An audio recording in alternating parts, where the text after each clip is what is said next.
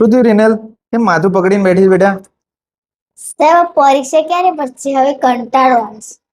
Okay, બસ હવે 2 જ તો પેપર બાકી રહ્યા છે. પરમ દિવસે પરીક્ષા પૂરી. પ્રશ્ન કરું? બોલો ધર્મેન્દ્ર. પરીક્ષાની શોધ કોની કરી હતી? પરીક્ષાની શોધ. પ્રશ્ન તો સારો છે. તો આનો જવાબ છે ભાઈ, પરીક્ષાની શોધ આપણા પાડોશી દેશ દ્વારા થઈ હતી. ને સાહેબ પરીક્ષાની શોધ પાકિસ્તાનમાં થઈ હતી? એટલે ના ભાઈ, પાકિસ્તાનનો તો ત્યારે જન્મે નતો થયો જ્યારે પરીક્ષાની શોધ થઈ. પરીક્ષાની શોધ સૌ પ્રથમ ચીનમાં થઈ હતી ભાઈ. અને ક્યારે થઈ? તો ઈસવીસન 605 ચીનમાં પરીક્ષાની શોધ થઈ. બરોબર.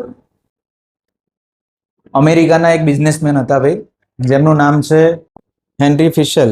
બરોબર, જેમણે 19મી સદીમાં પરીક્ષાની શરૂઆત કરી ભાઈ. અને શિક્ષણમાં પરીક્ષા લાવવા વાળા વ્યક્તિ જે છે એ છે હેનરી ફિશેલ. બરોબર. સાહેબ આપણા દેશમાં પરીક્ષા ક્યારે લેવામાં આવી? આપણા દેશમાં પરીક્ષાની શરૂઆત કરી અંગ્રેજોએ ભાઈ. બરોબર. અને એ સમયે તારું પાકિસ્તાન નહોતું ભાઈ. બરોબર, પાકિસ્તાન ભારતનો જ ભાગ હતો.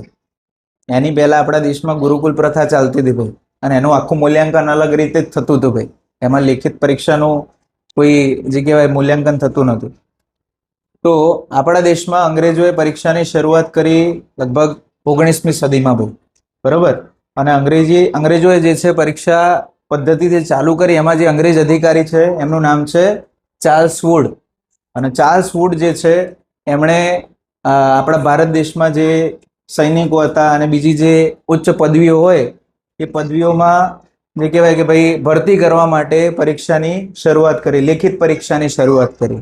પછી ધીમે ધીમે એ જ પરીક્ષા જે છે શિક્ષણમાં પણ દાખલ થઈ ગઈ. બરોબર. હવે ગુજરાત રાજ્યમાં સૌથી પહેલી પરીક્ષા ક્યારે અને કોના દ્વારા લેવામાં આવી એ તમારે જાણીને લાવવાનું છે. આવતીકાલે તમારે બધાએ મને કહેવાનું રહેશે ભાઈ.